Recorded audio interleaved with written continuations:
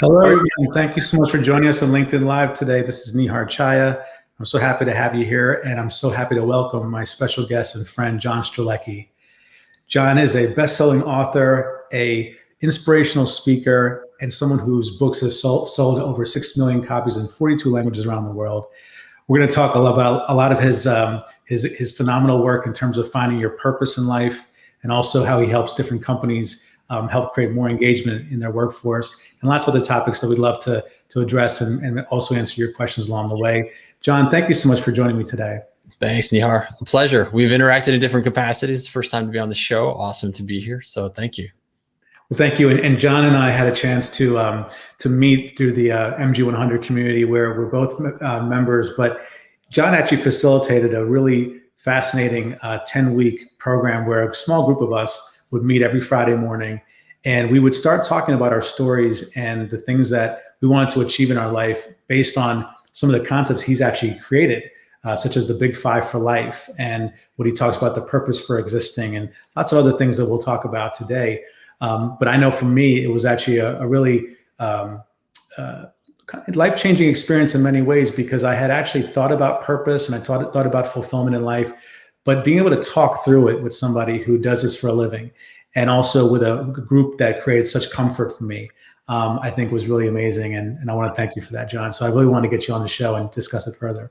Oh, thanks. Yeah, no, it was a great group, and we're getting the band back together. I think it's end of this month. We're going to do a Friday call with everybody. But yeah, to me, one of the great opportunities in life is to get to know people's stories. I mean, I'm a storyteller. That's what I do. And everyone has a story. And oftentimes people don't realize how important and powerful their story is.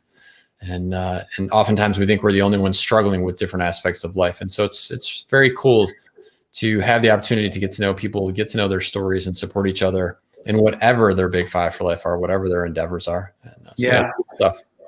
Well, John, so you shared with us a little bit of your background, where you were a management consultant, you went to Kellogg Business School, and then you actually went on a backpacking trip where you were inspired to actually kind of afterwards sit down and write. And I think that was the fruit was your best-selling work, Cafe on the Edge of the World. Can you share with us a little bit about that kind of journey for you?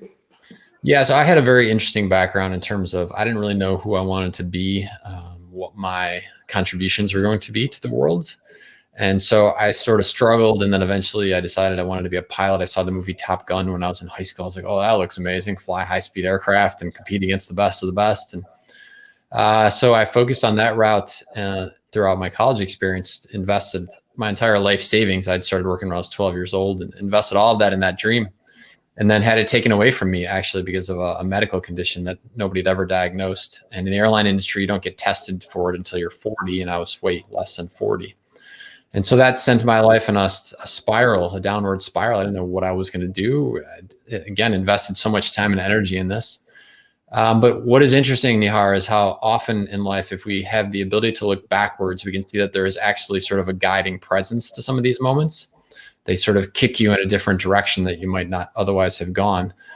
And so because I couldn't be a pilot anymore, I was talking to a friend of my parents, and he said, what are you going to do? And he was a business executive. And he said, I think with your skills and the way that your brain works, he said, I think you should go get your MBA.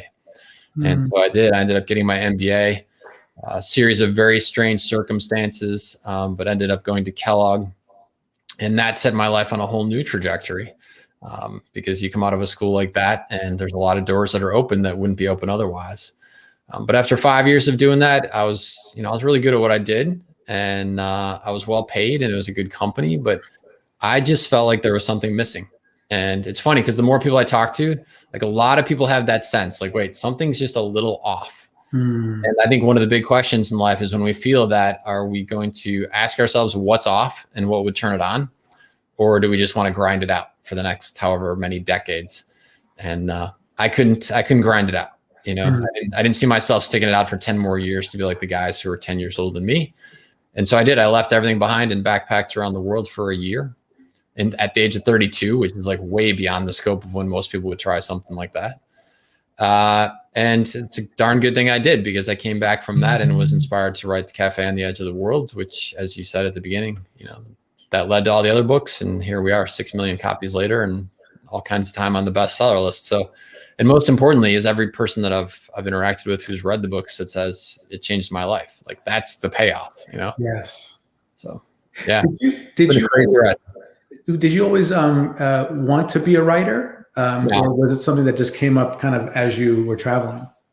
Yeah, it was funny because I was writing messages every month or so, or every 6 weeks or so. I would write this email, sort of like what's going on around the world as I was traveling. And I learned that, and I would do it in like a comedic sort of way, because it was crazy, this type of stuff. Like one day I'd be on a camel, the next day I'd be like, you know, throwing firecrackers off the Great Wall of China somewhere. So it was crazy cool stuff that I was doing. And so I started to send off these emails, and I learned that people were receiving them, and they had this whole secondary network of people that they were sending it to. Like, this dude is out there backpacking around the world at 32 years old. Look at this cool stuff. And I think that was like a little seed, although I didn't really think about it back then. I had no real super big plans to be an author, no specific expertise in that arena. But one of the things I've learned over time, Nihar, is that every expert starts off knowing nothing about what they become an expert in. And so it didn't matter that I wasn't an expert in it. Something inside of me said, this is what the next step is. And luckily enough, I trusted my intuition. I trusted my instincts, and I followed it. That's fantastic. You know, when I'm hearing your story, I just think about all the people, many of the clients that I work with, who are yearning for a sense of adventure. Yeah. You know, but I don't know that they are in a place where they would just pack it up and go. You know, I'm sure you've talked to folks about that. Is there like a middle ground? Is there a way to kind of, move slowly into that realm of work and fun? Yeah, totally. So at the time I didn't have kids, you know, I'm a parent now, and that would have been a different story probably if I had my daughter at that point. But that said, it wasn't a small decision. I mean, I was on track to be a partner in a very high profile consulting firm. I had a house that I had to do something with, had all these possessions I had to do something with. So what's interesting is that, so yes, there's middle ground, and I'll talk about that in a second. But I think that one of the other takeaways is that we tend to wait until there's the catastrophic moment. Like, you know, my grandmother died of lung cancer. She swore she could never quit smoking cigarettes until the day she was diagnosed. You know, and then she never smoked another cigarette again. Or the person who keeps telling themselves, I got to work out more, I got to exercise more, I got to work less hours, eat a little healthier. But nothing really changes until they're in the ambulance on the way to the hospital having the heart attack. Right. And that's a shame. And so the middle ground to me, and what keeps us from going to that extreme, is to allow ourselves to integrate the adventure in whatever capacity we can. So, you know what, if that means blocking off 4 hours of your week to go jump in a kayak somewhere in your neck of the woods and be on a river, then do it. If it means, grabbing a mountain bike and tapping into your childhood instincts of riding a bike somewhere, everybody's got their own definition of what this is. Right. But it is very possible to be an adventurer within a 2-hour drive of your house and do it for at least 4 hours every single week, and at least get the feel of that. And you know, I think what the hope is, what I always share with people is that if you can change 1 minute a day, like, you can transform your life. Because if I said to you, Nihar, can you find 1 minute per day that you're willing to dedicate to your big five for life? I'm sure you could find 1 minute, right? Yeah. Well, great. So keep that minute. And then tomorrow, can you find me 1 minute? And if you do that very simple process, by the end of the year, you got 6 hours plus per day that is reallocated. And it's a very smooth, slow, steady progression of change, which the brain can be comfortable with. But man, oh man, your life looks totally different at the end of the year. And hopefully it's more aligned with the adventure that you want to be. Because once you get a taste of that, it's hard to not do it. You know? Right. And you never had any moments where you were thinking, I need to go back to that work world, or kind of working for those consulting companies and stuff? And if you did you just say, this is better? I can know that there's more potential here. So a couple cool factors. One is I learned in backpacking around the world that I could live with very few possessions. Like, I mean, literally when you're doing that type of trip, the only thing you have is what you can carry in your pack, so it's like 60 pounds of gear. That's it. And so you learn to be happy being a minimalist. And that then carried over into the rest of my life, where I started to really question the value of the possessions I was tempted to purchase. Mm-hmm. And I'm not saying don't buy stuff. I'm just saying that I think one of the great opportunities in life, and I come from a very strong marketing background, by the way. So one of the great opportunities in life is to ask ourselves, why do I really want this? And what is the purpose of this? What is this going to fill for me? And what I realized, and I talk about this in the Cafe on the Edge of the World, is that for me, back when I was working crazy hours and, felt like I had no life, what I wanted to do is treat myself to something as a reward for having lost all those hours. Yeah, yeah, totally.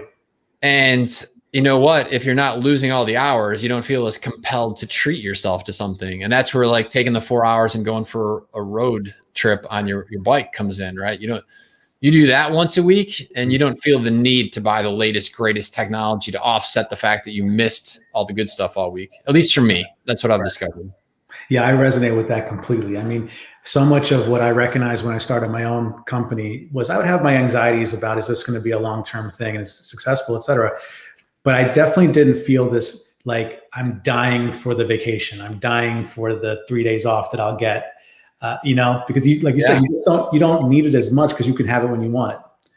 Yeah. Ideally you're doing something that you love. And I don't know of anyone's life who is perpetually like straight up fantastic. Yeah. I mean, and I talk about this in the Big 5 for Life book. There's always going to be ups and downs, but the more your life is aligned with the life that you want to live, you still have ups, you still have downs, but it's an ascending life curve, I call it. Mm-hmm. And so at some point, even though you still have lows, your lows are now higher than what used to be your highs. Right. And I know that from personal experience. My frustration these days seems pathetic, and that I would even be bothered by these types of things compared to the challenges I had when I was much younger and living at the poverty level. It's just there's no comparison. You talk about the purpose for existing in your books, as well as the Big 5 for Life, which the Big 5 for Life, I guess it came from the Big 5 things that you would want to see in a safari trip, right? That's what they say. Yeah. So in Africa, people talk about the African Big 5, and it's 5 very specific animals that people gauge the success of their safari experience based on how many of those 5 they saw. So if you just see 3 of the African Big 5, it's like, okay, 4 better, 5 nirvana. That's exactly what I came here for.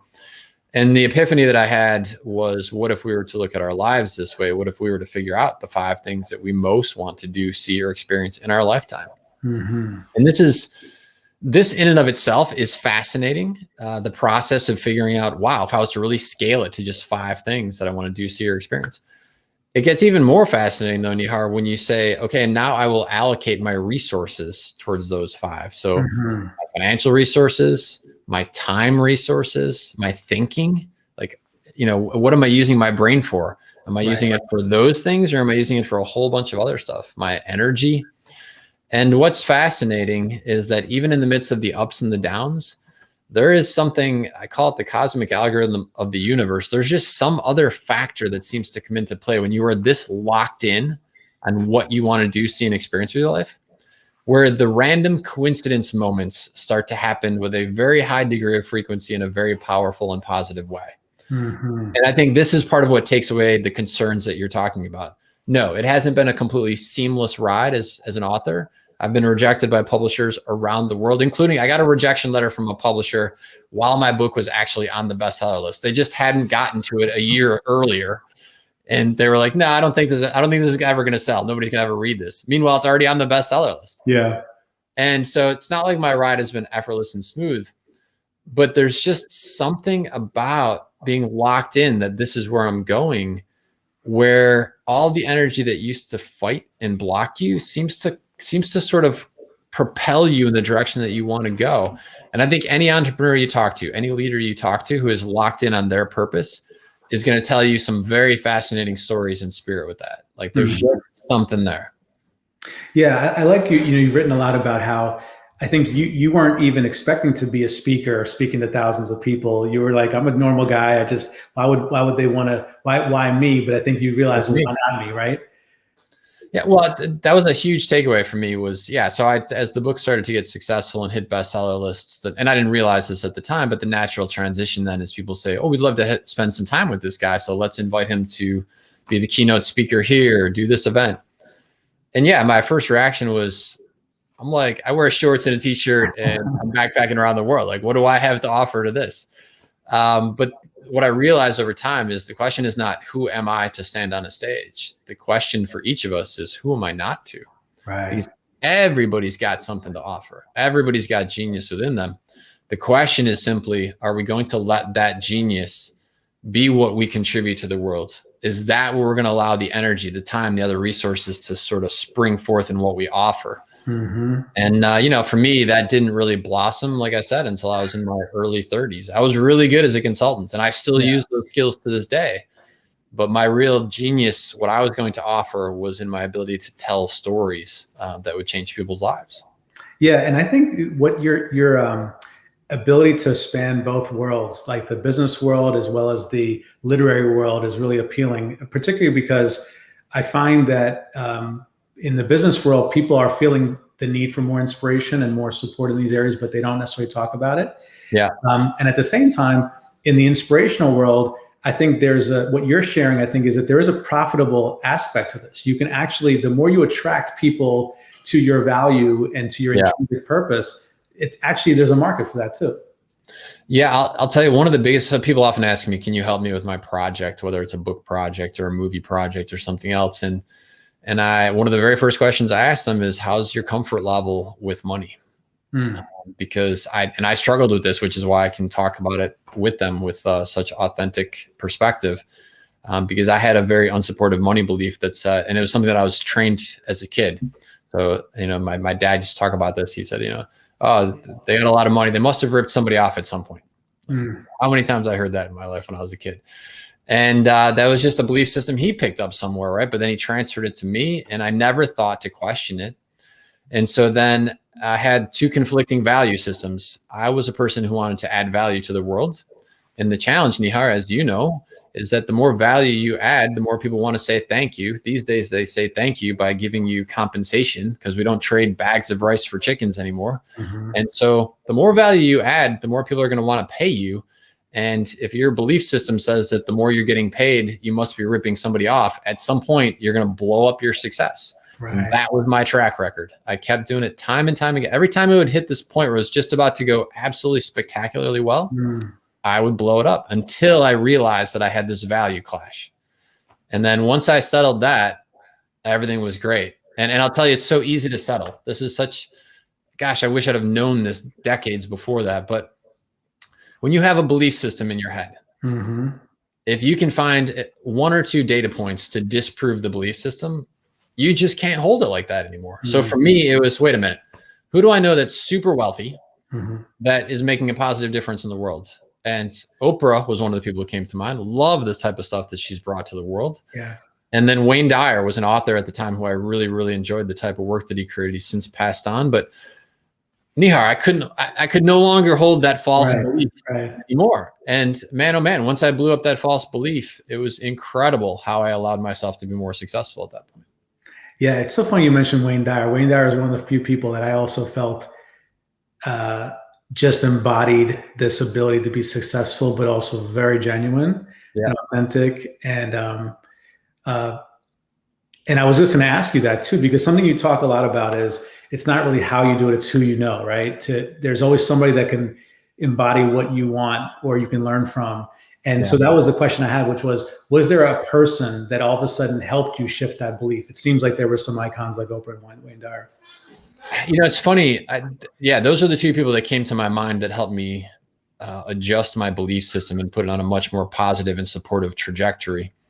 I guess I had just gotten to the point where I was like, why do I keep doing this? I'm a very introspective person in general.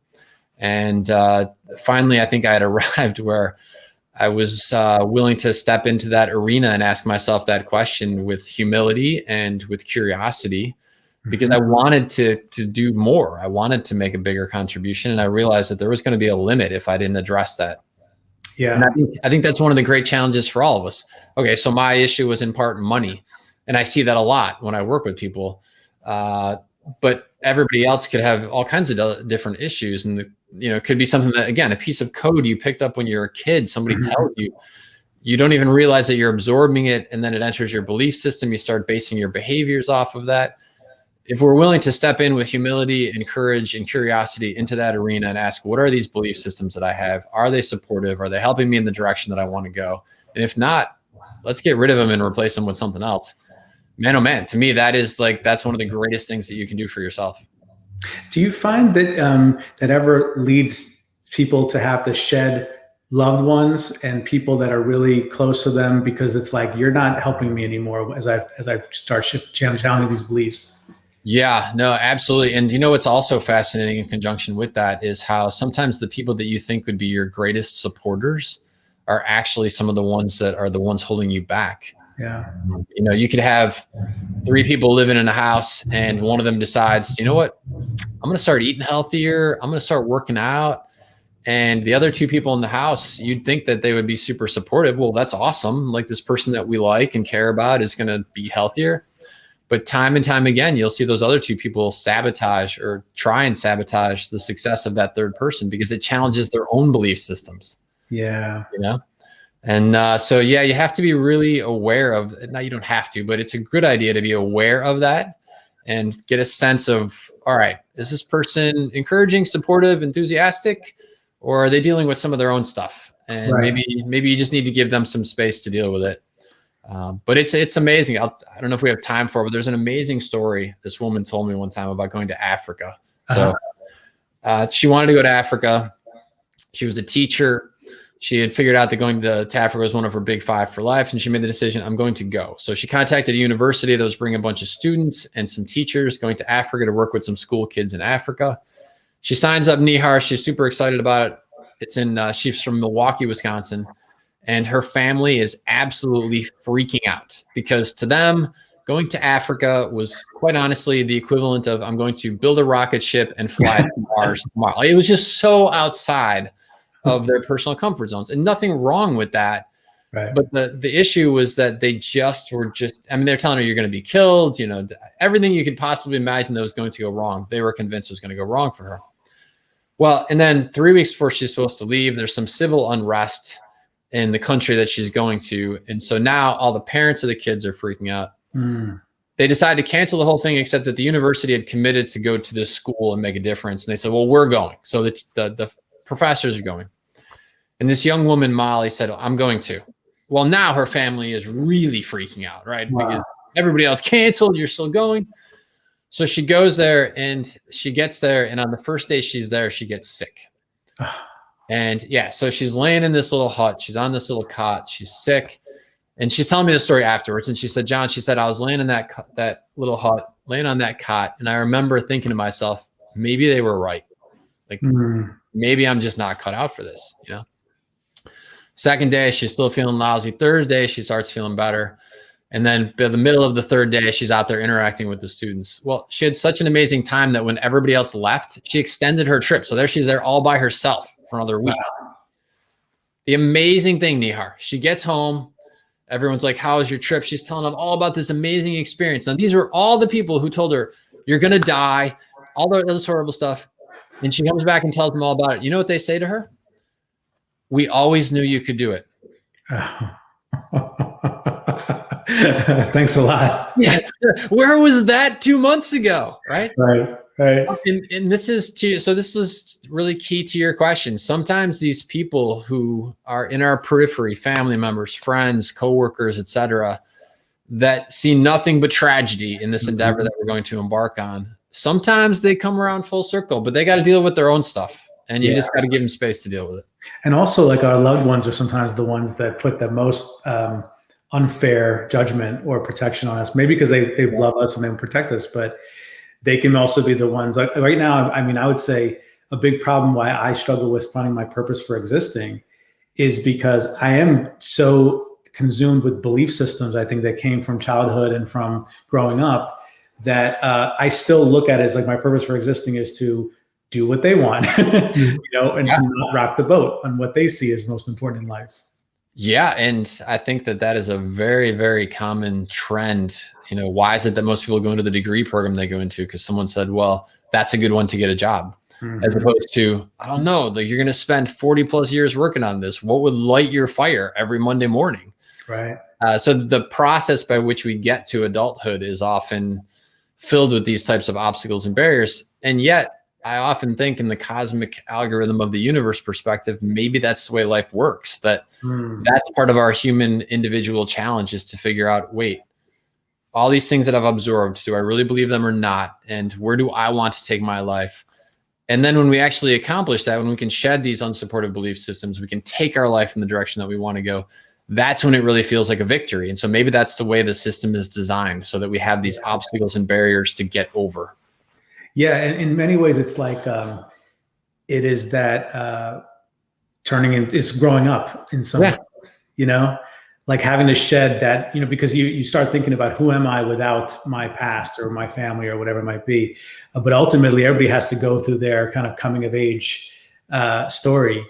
And then, like you said, like it's interesting with that example, then they'll say, oh, we know you could do it. We believed in you. Right? You'd be great. But you need to be the one that's going to have the confidence to depart from what they're telling you. And you really see this with kids. I know that you're a dad as well. And so you really see this with little kids. So when my daughter was like 4, she was in this little dance thing. And, you know, they get the costumes. There's a little tutu. They got the little tights on.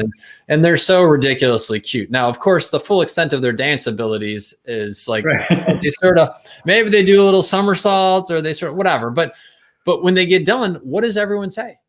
You were so amazing. You were so great up there. Oh my gosh. Like there is this flood of support and positive reinforcement.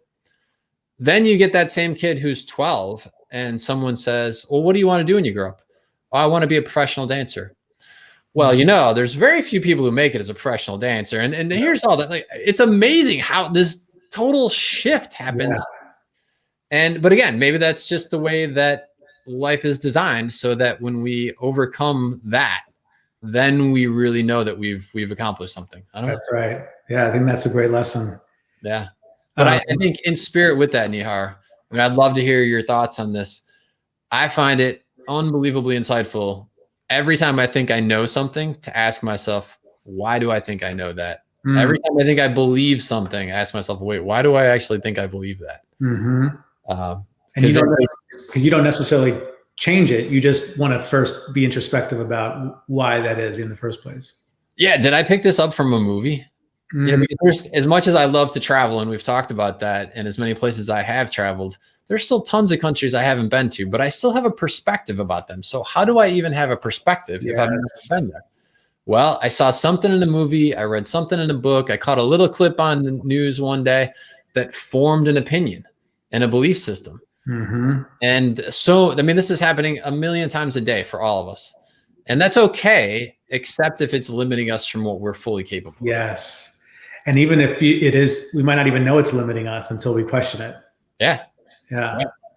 And so you can, like I said, you can play this little game to yourself by asking myself, oh, you know, I'm thinking about going to Brazil. What do I believe about Brazil? I mean, it's amazing what will pop up. And then ask yourself, well, wait, why do I believe that? And is there any basis for that? Yeah. I guess that's the pure open-mindedness that you develop. Yeah. And the more you try that, like it's not a game that has to go on forever, because the more times you do it at the start, the more you realize like you can be super fast at it. You don't have to sit in that arena very long each time. You get better and better at it. Well, I know that we're at time, and I want to be respectful of your time. The last thing I wanted just the viewers to hear about was the Museum Day morning. I love this concept. Can you just share a little bit about it? And then I'll put your website up here as well so people can visit too. Yeah, so the Museum Day concept is something that I introduced in the Big 5 for Life book. And the essence of it is that imagine if every moment of our lives was recorded. Everything we did, everything we said, all the places that we went. And then towards the end of our lives, a museum was built to honor us. Only the museum would show our life exactly how we lived it. And so if 80% of our time was spent at a job that we didn't love, or on activities that didn't bring us joy, then no matter how much we wished it to be different, 80% of our museum would be dedicated towards that, with pictures and kiosks and videos and all the stuff you would see in a museum. And, you know, if you love spending time with your family or skiing or some other hobby or passion, but for whatever reason, you only allocated 2% of your life towards those things, then only 2% of your museum would get to show those things. Wow. Yeah. And that in itself is positive, powerful. But what makes it really powerful is, imagine if heaven or the afterlife actually consists of you being the tour guide for your own museum for all of eternity. Wow. And when you think of it in that context, it just shapes the way that you want to spend your minutes during this life experience. Yeah, I love that. And I got to say, just a lot of things you've written in your books and on your website too, I'll recommend people visit. I love the tools you have to reframe things. Thank you. Fast forward, for instance, you know, so I'll kind of leave that as suspense for the readers, but there's so many cool things, you know, or the focus on the one thing, right? So lots of great stuff. And I think as we're all kind of looking for our purpose in life, and also furthering our mission towards finding those big 5 for life things, those are very helpful techniques to think about. Yeah, and you know, my goal, Nihar, and I'm trying to do this better and better, because one of my favorite podcasts recently that I've been listening to is called Smartless. I don't know if you've been listening to it. Oh, I've heard of it. I haven't listened to it though. It is so flippin' funny. They do That's such Jason Bateman in them. Yeah, yep. Jason Bateman, Will Arnett, Sean Hayes, and I just laugh my way through the hour. And over the years, so many people have said to me, you know, one of the great challenges of sort of coaching and self-development is it's so serious. Yeah. And I think there's a lot of truth to that, because typically we arrive at that moment because we're in pain in some capacity. True. And yet my goal is to help us all remember that, man, this experience of life is such a gift. And if we can laugh a little more as we're going through the learning process, and stress a little less, and trust that we're going to get where we want to go, I just think it makes the whole process a little more enjoyable. And so, you know, I want to try and keep these little things that I share, like you talk about, focus on the one and the rest. I try and make it funny. I try and make it entertaining so that we learn, but we laugh along the way. Yeah, I love it. You keep it light, you know, and it makes it more interesting to keep it as a ongoing practice, not just like something to solve because I feel really down today. Yeah. A lot of things, what you teach is that this is a lifelong thing. It's not just like, hey, like you said, you can Google some of these things, but that's not what this is really about. You're not looking for that one answer. And I think when you look at everything as like only happening when you're sad or down, it's not something that you feel necessarily motivated to sustain. Yeah, totally. Yeah, there's no one magic pill that turns it all around. In part because life is always throwing you curveballs. You know, I mean, COVID is a curveball. What happens as our kids are every day, your kid is growing older and different and changing, and your experiences as a parent are different. So you're changing your life experience because of that. And so, yeah, if you can have these little things that guide you along the way, as opposed to just like, well, now it's fixed, you know, I never have to worry about that again. Right. I think it helps us, again, enjoy the experience of life, which to me, when I think about what is the purpose of this whole thing, at the end of the day, I think everybody chooses, but I think to some degree it's contribution. But man, oh man, it sure should be fun along the way as well. Yeah, I love that, John. Thank you so much for leaving us with that lesson, and thank you for being here. Thank you for joining me and sharing your story. I'd love to have you back again sometime. There's so much more to talk about. But in the meantime, I want to tell my viewers to please pick up John's books, visit his website, and I think you'll really find a lot of wisdom there. Yeah, and I'm going to continue to be posting interesting thoughts and ideas on the website. So there's some really cool stuff out there now, which is johnstrelecky.com. And then anytime I come up with a different cool idea, I've sort of committed to myself to create a little piece and post it on there to try and bring some hope and inspiration out there and laugh. Perfect. Well, thanks again, John. We look forward to hearing more from you. Thanks, Nihar. Take care. Bye-bye.